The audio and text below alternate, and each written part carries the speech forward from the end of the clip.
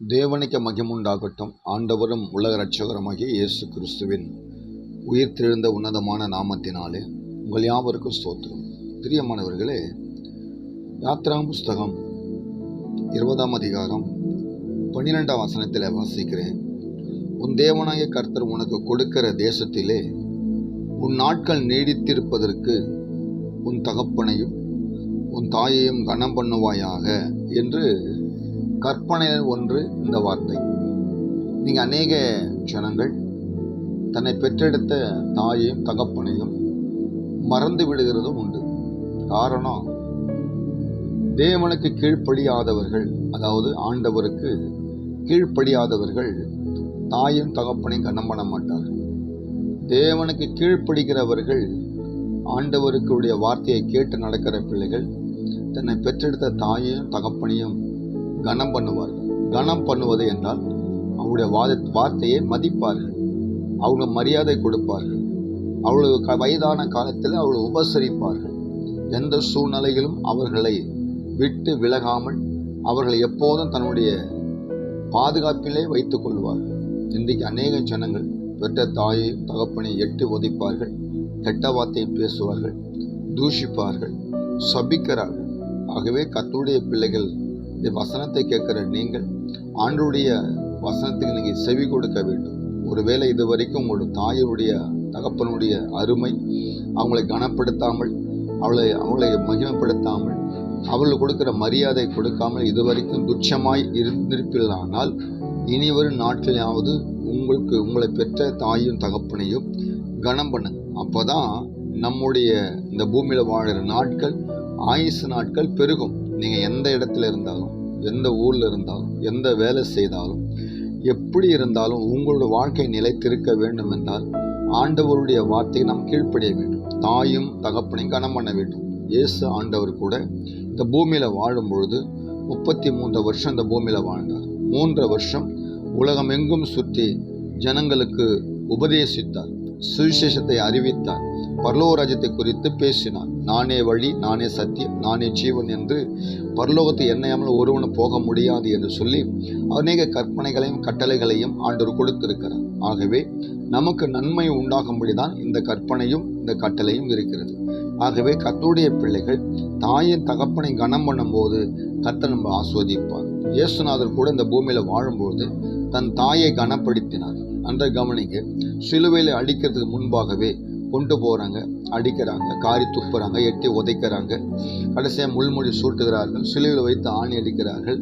இந்த சிலுவையை நிறுத்தின பிறகு எல்லாரும் அவளை பார்த்து கேலியாக பேசுகிற ஆட்கள் உண்டு, ஆண்டவரை பார்த்து அழுகிற ஜனங்களும் உண்டு. இப்படி பலவிதமான கூட்டங்கள் அந்த இடத்துல கொல்கோதா மலையில் இருந்தது. ஆனால் கடைசியாக ஆண்டவர் பேசின வார்த்தைகளை 7 வார்த்தை என்று வேதத்தில் வாசிக்கிறோம், அதை நம்ம தியானிக்கிறோம். ஆகவே இந்த 7 வார்த்தைகளை தியானிக்கிறதுல 3வது வார்த்தை தான் அதோ உன் தாய், அதோ உன் மகன் என்று பேசுகிற 3வது வார்த்தை நம்ம வாசித்து தியானிக்கிறோம். இது எதை காமிக்குன்னு சொன்னால், யோவானை பார்த்து சொன்னார், யோவானை பார்த்து அதோ உன் தாய் என்றார்.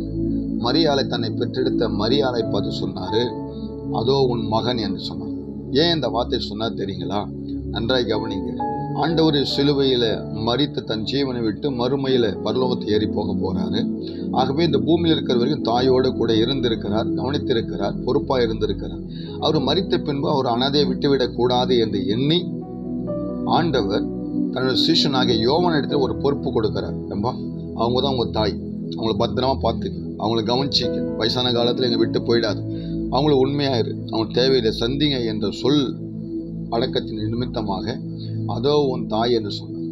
அந்த தாய்கிட்ட சொல்ற அதோ தான் உன் மகன் என்று சொன்னார். அப்போ அந்த யோவான் சீஷன் அந்த தாயாரை கவனித்தார் என்று வேதத்தில் வாசிக்கும், தொடர்ந்து அவளை பாதுகாத்தார் என்று வேதத்தில் வாசிக்கும். ஏன் ஆண்டவர் மரித்தாலும் தன்னுடைய தாயை ஒரு பொறுப்போடு கொடுத்து விட்டு வேறு இடத்துல சீஷனிடத்துல கொடுத்துட்டு போகிறார். இன்னைக்கு நம்மை கூட ஆண்டவர் இந்த வார்த்தை நிமித்தமாய் நம்மளை தேற்றும்படியாக, ஒருவேளை இதுவரைக்கும் பொறுப்பில்லாத ஒரு மகனாக நம்ம இருந்திருப்போமானால் பொறுப்புள்ள மகனாக வாழ நம்ம காரியத்தை வாக்கி செய்யும்படி அந்த வேதம் கற்றுக் கொடுக்கிறது.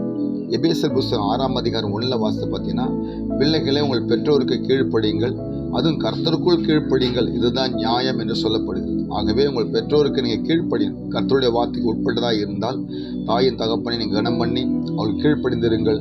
கர்த்தர் உங்களுக்கு தீர்க்க ஆயுசு நாளை கொடுப்பார். ஒருவேளை உங்கள் தாயை நீங்கள் அவமானப்படுத்தியிருப்பீர்கள் ஆனால், ஒருவேளை அலட்சியமாக இருந்திருப்பீர்கள் ஆனால், ஒருவேளை தன்னுடைய மனைவி பேச்சை கேட்டு சகோதர பேச்சை கேட்டு போட்டி போட்டுக்கணும், அவங்ககிட்ட சாப்பிடு இவங்ககிட்ட சாப்பிடு, அவங்க கொடுப்பாங்க இவங்க கொடுப்பாங்க என்று சொல்லலாம் துருபதேசம் பேசி வாக்குவாதம் பேசி வாழ்க்கை கழிக்கிறதை விட, பெற்ற தாய் தகப்பனை கனம் பண்ணும்போது, நாம் நம் தாயை கவனிக்கும் போது நமக்கு பிறக்கிற பிள்ளைகள் நம்மை கவனிப்பார்கள் என்று மறந்துவிடக்கூடாது.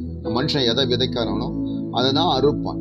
ஆகவே நீ கொள்ளு விதைச்சிட்டு நெல்லெல்லாம் இருக்க முடியாது, கொள்ளு தான் இருக்க முடியும். நீ வினையை விதைச்சினா வினை தான் இருக்க முடியும், தினையெல்லாம் இருக்க முடியாது. தப்பு செஞ்சவன் உப்பு தின்றது போல கண்டிப்பாக மனுஷன் எதை செய்தானோ அதுக்கு கண்டிப்பாக பெற்றுக்கொள்வான். ஆகவே நீங்கள் நானும் தாயும் தகப்பனையும் கனம் பண்ணும்போது நம்மை பெற்ற பிள்ளைகள் நம்மை கனம் பண்ணுவார்கள் மறந்து விடாதீங்க.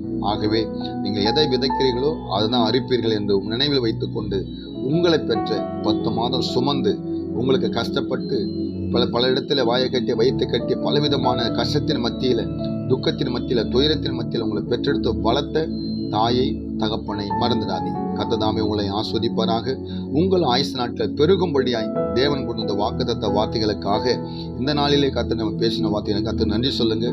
ஆண்டவர் தாமே உங்களை ஆஸ்வதிப்பாராக. ஜெபிக்கலாம். இரக்கத்தின் ஐஸ்வரமுள்ள பரலோக பிதாவே, எங்களுடைய வாழ்க்கை தீர்க்க ஆயுசு நாட்களில் இந்த பூமியில் நம்ம வாழ்வதற்கு, உன் நாட்கள் நீடித்திருப்பதற்கு உன் தகப்பனின் தாயை கனம் பண்ண வேண்டும் என்று கற்றுக் கொடுத்த அந்த வேத பகுதிக்காக நன்றி செலுத்தும். இது கேட்கிற சிறியோர் பெரியோர் தேவதாச யாவரையும் ரட்சித்து காத்துக்கொள்ளும். இந்த வசனத்தின்படி நடக்க கிருபை தாரும். இயேசு மூலம் வேண்டுகிறோம் நல்ல பிதாவே. ஆமென், ஆமென், ஆமென்.